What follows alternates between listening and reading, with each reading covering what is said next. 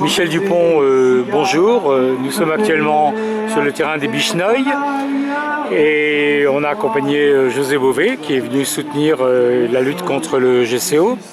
Alors il y a quelqu'un, une propriétaire d'un terrain là, qui est concerné par ce GCO qui m'a dit qu'elle avait eu une visite désagréable hier. Tu peux peut-être nous raconter ça puisque tu y étais. Oui, alors c'était une visite qui donnait suite à l'opposition qu'ils avaient exprimée avec son frère qui est en indivision sur cette parcelle à la possibilité qu'il y ait des fouilles archéologiques préventives, un diagnostic archéologique.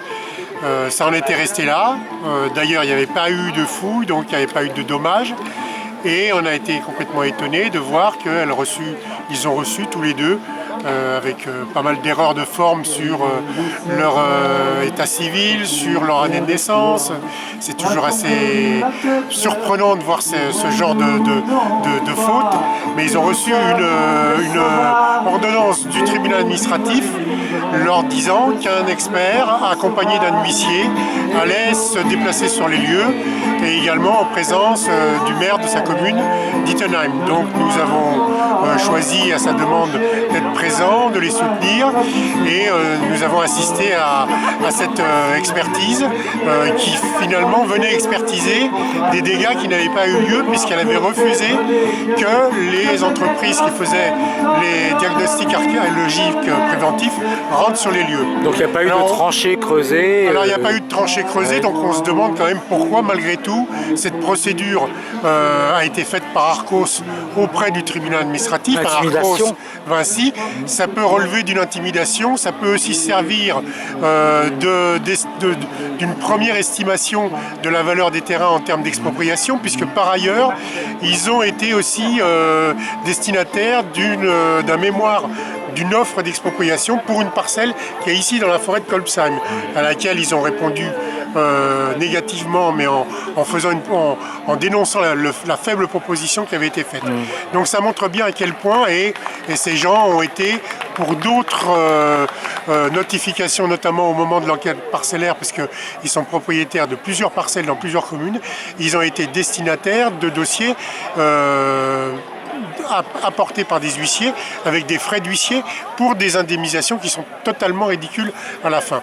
Donc on voit bien, pour certains propriétaires, et ils ont la particularité d'être à la fois propriétaires mais ils sont exploitants et ils font faire le travail qui est du travail sur culture, et leur particularité aussi c'est que leurs parcelles sont en agriculture biologique et ça va beaucoup les ennuyer si éventuellement il arrivait que malgré tout ça se fasse, ce à quoi nous sommes totalement déterminés à ce que ça se fasse pas, mais malgré tout il y aura un vrai problème de valorisation des terres. C'est des gens qui résistent donc. C'est des gens qui résistent fortement depuis le début et qui résistent, et dans les documents qui accompagnaient cette convocation, cette notification d'état des lieux sur le terrain, on sait qu'il y a eux, mais qu'il y a aussi des gens de Lampertheim qui sont dans le même niveau de résistance qu'eux. Et là viennent de sortir les premiers arrêtés de cessibilité pour les secteurs de Duppliheim, Duttlenheim et Ittenheim, et on va travailler pour à nouveau faire des recours contre ces arrêtés de cessibilité qui cette fois-ci, eux, vont vers l'expropriation éventuelle. Oui. Et sur le terrain, alors, qu'est-ce qui s'est passé exactement hier?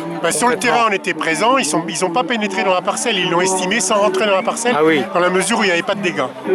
Donc on verra bien, ils vont recevoir un compte-rendu de cet état des lieux. Et il y avait un peu de monde là pour accompagner les propriétaires? On était une quarantaine. Et les gendarmes sont venus? Les gendarmes, comme d'habitude, étaient là puisqu'on avait fait appelé à une conférence de presse. Il y avait des gens de l'AMI Ebdi qui étaient là et donc ils ont relevé les identités comme d'habitude. D'accord. Bon, ça fait beaucoup d'intimidation. Ça fait beaucoup d'intimidation, beaucoup de pression et beaucoup de soi-disant police administrative nécessaire pour des gens qui font absolument aucun délit et qui sont totalement non violents. D'accord. Eh bien, on souhaite qu'ils continuent la résistance avec tous les gens qui sont ici ce soir au Bicheneuil. Voilà. Tout à fait. Et c'était important que José est là. Bon, il va avoir une interview sur RT RTL, où il va dire ce qu'il nous a dit tout à l'heure, c'est-à-dire ce premier contact avec Nicolas Hulot Oui. sur l'idée d'un moratoire et d'une remise à plat du dossier. On espère que ça sera suivi des faits. Bien sûr, et ça on va le voir et on va mettre la pression tout de suite après le deuxième tour des élections législatives. Bien entendu. Je te remercie et à bientôt. À bientôt.